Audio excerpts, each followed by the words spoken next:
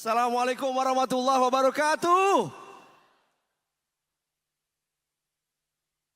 Apa kabar Indonesia Arena? Siap untuk membuat langkah berdampak? Siap. Tadi saya bilang sama Habib di belakang. Tadi untung nama saya disebut. Kalau yang Habib disebut saya yang keluar, saya belum jadi Habib nih. Ya, masih belajar. Saya bilang sama Habib tadi, Indonesia is the greatest crowd in the world. Setuju gak? Oke, tepuk tangan kalau Anda setuju bahwa Indonesia has the greatest crowd yang paling seru di dunia. Setuju gak? Oke. Great. Berarti kita harus buktiin, oke? Oke? Nah, ibaratnya sebelum kita kompak-kompakan nih, seru-seruan, Habib kita simpen dulu. Nggak kita keluarin dulu. Oke? Kita mau dengar dulu nih, kita mau tahu siapa aja yang ada di sini. Karena ini berhubungan dengan story yang akan dibangun, cerita yang akan kita dengerin dari Habib. Ya. Coba tepuk tangan atau teriak ye buat anak SMA, ye. Banyak, oke. Kalau anak kuliah teriak ye. Wih, banyakan yang kuliah nih. Coba anak MMA atau UFC teriak ye. Woi, woi, wah gitu galak. Coba, yang datang bervariasi nih. Coba ibu-ibu, ibu rumah tangga teriak ye. Oh nice. Bapak-bapak. Yeay, oke lengkap. Ya, karena cerita kita ini insya Allah obrolan kita berhubungan dengan tadi yang saya sebutin. Oke, coba kita santai-santai dulu lah, kita buktiin, kita bangun dulu keseruan sebelum Habib datang ya teman-teman ya. Ini kan di Indonesia Arena, katanya peralatannya sangat canggih. Ya, ini kelasnya NBA, jadi suara itu yang dikeluarin bisa menggelegar menurut informasi. Coba kita bikin wave dulu, setuju gak? Ya coba bikin wave ya. Begitu saya bilang ke forward, semuanya bangkit dari tempat tidur itu. Dari tempat duduk langsung hat begitu ya. Coba kita lihat. Kamera ada kan kamera? Ada dong ya, siap. Tolong kamera di shoot semua masing-masing. Ya. Can we have a better light please? Nah coba kita dari sini ikutin tangan saya semuanya bangun bikin wave. Bikin wave gitu ya. Oke ya kita tes sekali dulu, sekali. Yuk dari sini yuk. Kata kuncinya ke forward ya. Semua bilang langkah berdampak teriak ye gitu ya. Setuju ya? Kita buktiin buat Habib bahwa kita adalah crowd yang paling seru. Yuk coba. Ke forward. Langkah berdampak terus. Terus ke atas. Ke atas. Woo. Woo. Woo. Yeah. Woo. Alright. Oke. Sekali lagi yang kompak ya, kamera. Kita tunjukin ke Habib bahwa kita seru banget. Sekali lagi ya, kamera. Ready? 5, 4, 3, 2, 1, come forward. Woo! Woo! Woo!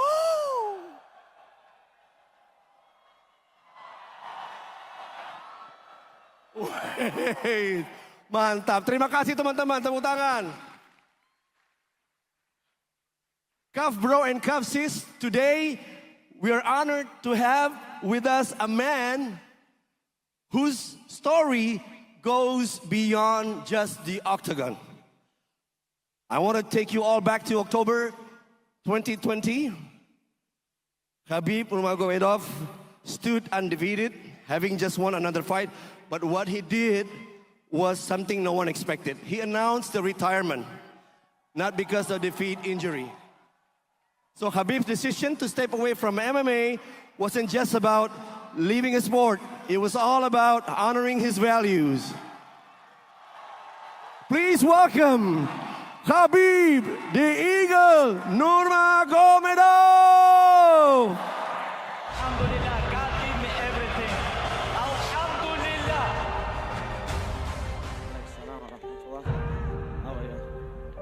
Assalamualaikum warahmatullahi wabarakatuh. Is it on? I don't know. Hello? Okay. Please have a seat. Thank you. Habib, welcome. We are very honored and very welcome, very grateful to have you. Do you know any bahasa Indonesia? First of all, I want to say Assalamu alaikum wa rahmatullah. Oh, I'm finally here in Indonesia. I know I have a lot of fans. A lot of people know me here. I know it's like all these last years, I have a lot of message from people from Indonesia. When you gonna come? When you gonna come? Yeah. You have a lot of fans here.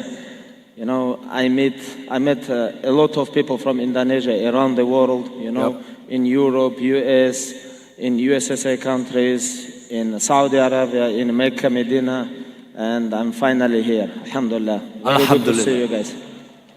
Okay. Let me go back to the questions, Habib. Are there any similarities between Dagestan and the language of Jakarta, Indonesia? Are any similarities? I think we have a lot of similarities, like a lot of same words. You know, it's like I think this come from us and come to Indonesia. I think from Islamic culture. Yep. You know, a lot of words, like for example, like Abba Kabar. It's like we have like same thing like Shib Khabar in Dagestan. It's like what's up? Wait, we'd like to hear you saying Apa kabar? Can you shout to say hello to the audience? Say Apa kabar? Can you shout that, please? Yes, of course. Apa Kabar, Indonesia. And in Dagestan, it's called what?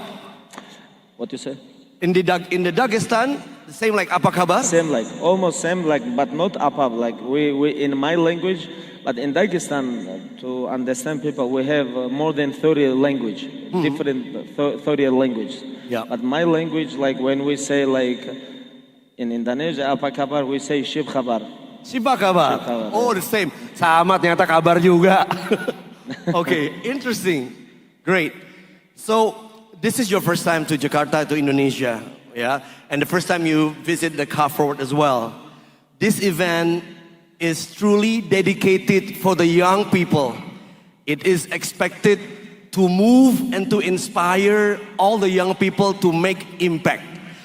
So, having been in Jakarta and also in this event, what do you think about this kind of event? I think this is very beautiful things when people come together and talk and think about future and talk about how we can fix some problems, because everybody have some problems.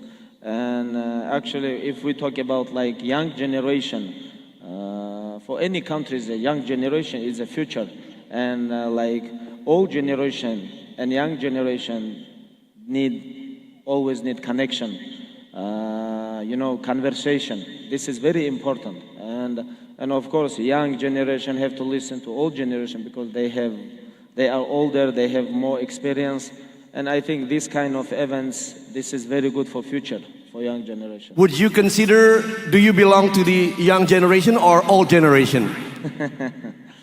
I just become 36 years old, but I don't know. When I was young, Yeah. when I met like somebody who is 36, I was like this guy old. But now, when I become by myself like 36 years old, I think, but I feel like 19, 18. Wow. But 36 is 36. I don't think I'm in young generation, but I'm like around. I feel like in middle, you know. Yeah, in the middle. Even sometimes when I meet people like 16 to 20, and when you listen to them, the way how they talk, they think they are old generation. because this is very dangerous age. And when you think, I know everything, I don't need nobody, I don't need advice, I don't need like old people to come and say to me, you have to do this, like this is like, I call it like blind age. When you become like just turn 18 and you think you know everything. But after 18 years, like I'm talking about my experience, I realized that time I don't know nothing. And that's why our responsibility to listen and to spend time with old people, because they know and they have already all life behind the back, and we have to spend some time with them to get some energy from them, you know. Truly, true inspirations. Habib, we're very curious to know about your teenage years. Back when you were 15, 12, yeah? Outside the fact that you were busy practicing, the media, the mainstream media says that you practice with a bear. But here, it's so hard to find bear. Can we replace the bear with sheep or lamb? Like, No, never mind. My no. question is... no. Your English is a little bit different than my English. Oh, okay. I'm sorry. I'm sorry about my English. Yeah, Can you share with us about your teenage years? with my teenager. Yeah, your teenage years. Like when I was teenager, I was very active at that time. And you know, when you're young, when you like, for example, like 15, 16, and you're very strong, this is two problem. You're young, yeah, this is two problem. Now, when I'm 36, I look at my age and I like, first of all, you're young, second, you're strong. Because I was strong. Because I was trained by my father all my life. And I know, at that time, I know how to hurt people. And it was very, very important to protect myself protect myself from myself. You know, I know maybe a lot of people don't understand what I'm talking about, but my father was doing this. He always controlled me, do this, don't go there. You need education, you have to go gym, train, sleep, educate, repeat, sleep. You know, he was controlling myself. And I was very lucky to have like this father with me all my life, who control me, who teach me, who coach me, and he was very big inspiration for me, you know. So, let's talk about your late father. I feel sorry for the passing of your father. Can you share with us the emotional connection between you and your father? How was he like? Not just a father, if I'm mistaken. I heard that he sold his house just to build a training gym for you to practice. Is that true? Yeah, this is Please. true. This is true. When I was young, like when we was living in our village, at that time it was a little bit hard life for our family because we struggle with a lot of things, and most of the most hard things was our family. We don't have money, and that's why my father sell. Not only house, he sell his, because I remember when I was young, we have a lot of cows, you know, like bulls, cows, he sell everything. We moved to capital city, he built gym, and he start train a lot of guys. But most of the people was his relatives. And now I understand it was very big investment. It was investment to his relatives and young generations. Now when we look at this, I understand most beautiful and smart things. If you want to invest people. Because a lot of people invest business, you know, it's like making money this. But my father always invest his energy, his knowledge, his experience to us, to me, to my brothers, my friends, all his students. And he have more than 30 world champions. He create more than 30 world champions, and I think investing to the people, this is best things. So he made investment. Habib, if you excuse me, I need to just communicate with the guys, just explain to what you said just now. Jadi investasi terbaik itu teman-teman, menurut beliau adalah tadi kepada anak-anak, orang tua kepada anak. Itu yang dilakukan ayahnya, menjual rumah untuk beli rumah di sebuah kota yang besar untuk berlatih mengajar itu. Jadi benar-benar serius. Your father was very determined. He was very sure that the kids should be fighters one day. He already have something in his mind. Is that true?